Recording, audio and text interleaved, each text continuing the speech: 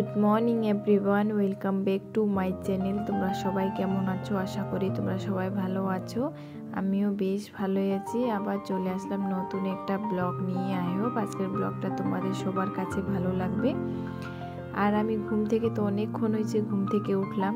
ওঠার পরে এখন বাবুকে খাওয়ানোর পরে বাবার সাথে পাঠাই দিলাম বাবুকে। তারপরে এদিকে আমি চলে আসলাম বিছনা গুছানোর জন্য। বিছনাটা গুছাই নিব। আর আজকে দিদিও নাই বাড়িতে, দিদি গেছে ডাক্তার দেখাইতে, এই জন্য আমি সব কাজ করতেছি। আর বাবা ওকে নিয়ে আসছে, বাবুকে নিয়ে আসে আমাকে দিছে। দেখো ও তো খুবই বদমাইশ করতেছে, মানে দৌড়াদৌড়ি করে। আর বাবার বাড়ি আসার পরে থেকে ওর দাদুকে একটুকু রেস্ট দেয় না, খালি মানে বাবার সাথেই যাবে, কোলে যাবে, আর ওইদিকে এদিকে দোকানে দেখায়, ওইদিকে দেখায়, খালি ঘুরতেই যায়।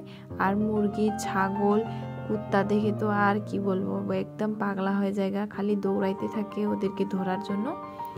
আর এদিকে আমি ফ্রেশ হয়ে নিলাম। ফ্রেশ হওয়ার পরে আমি চা বানাই, তারপরে চা আর চিরা ভাজা খাচ্ছি। ওইদিকে বাবাকেও আমি দিয়ে দিলাম নাস্তা করার জন্য। আর কয়েকটা জামা কাপড় ছিল, বাবুর জামা কাপড়, ওইগুলো ধুয়ে নিলাম। আর এই যে চাদরটা ধুয়ে নিলাম, কি বলে বাবু হিসু করছিল তো খুবই গন্ধ বের হয়ে গেছিলো, এই জন্য ভাবলাম ধুয়ে নিই, তো ধুয়ে দিলাম। এগুলাই এখন আমি মেলে নিতেছি সুন্দর করে। আর না আজকের ওয়েদারটা খুবই ভালো আছে, রোদ্রও নাই আর ধরো বৃষ্টিও নাই, খুবই সুন্দর হাওয়া ছাড়তেছে।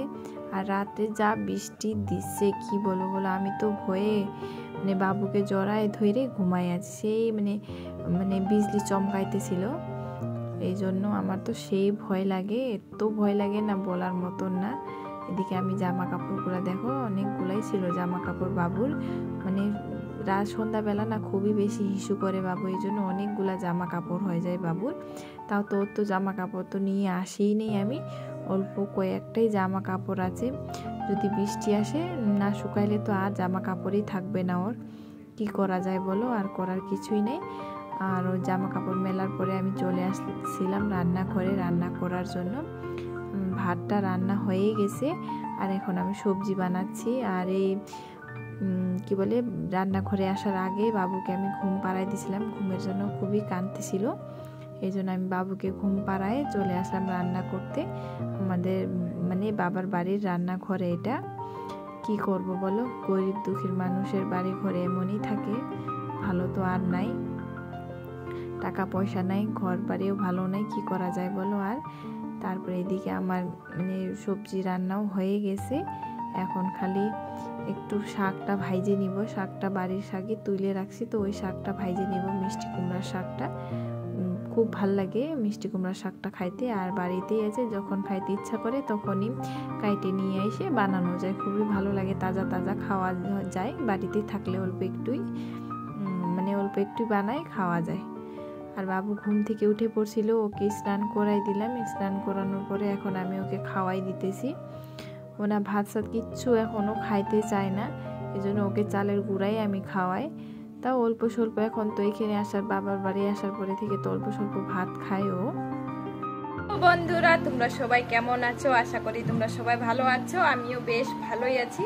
কি বাবার বাড়ি আসার পরে থেকে আমি ব্লগটা কোনো রকম শ্যুট করি না, কেন কিনা এখানে খুবই নেটওয়ার্কের প্রবলেম আছে, এই জন্য আমি ভিডিও পোস্ট করতেই পারি না, এই জন্য করতেছি না। আর আমার রান্না কমপ্লিট হয়ে গেছে, এখানে দেখো আমার ছেলে কেমন করতেছে, ওষুধ নিয়ে আসছে, ওর ওষুধ কেমন করতেছে, চিল্লা হাল্লা করতেছে। আর আমার রান্না কমপ্লিট হয়ে গেছে, আগে খাবো তারপরে স্নান করব, খুবই খিদা লেগে গেছে, কিন্তু সকাল থেকে কিছু খাইনি, খালি চা আর চিরা ভাজা খাইছিলাম। আর বাবা স্নান করতে গেছে, বাবা স্নান করে আসুক তারপরে একসাথে বসে খাবো। চলো তোমাদেরকে দেখাই আজকে আমি কি রান্না করলাম, চলো তোমাদের সাথে একটু শেয়ার করি। এই যে দেখো, প্রথমে মিষ্টি কুমড়া শাক ভাজছিলাম, এটা বাড়িরই মিষ্টি কুমড়ার শাক, খালি পেঁয়াজ লঙ্কা দিয়ে ভাজলাম মিষ্টি কুমড়া শাকটা, তারপরে লেবু কাইটে নিয়ে আসলাম। এদিকে ভাত আছে, গরম গরম ভাত, এদিকে গরম গরম ভাত, আর এইদিকে হয়েছে ডিমের তরকারি, ডিমের ঝোল। আর কিছু আমি বানাই নেই, দিদি তো বাড়িতে নাই, দিদি গেছে ডাক্তার দেখাইতে, এই জন্য এইটুকুই মেনু বানাইলাম আমরা দুইজনের জন্য। এখন বাবা স্নান করে আসবে, তারপরে খাবো, খাওয়ার পরে আমি স্নান করব, খাওয়া দাওয়ার পরে তোমাদের সাথে দেখা হচ্ছে।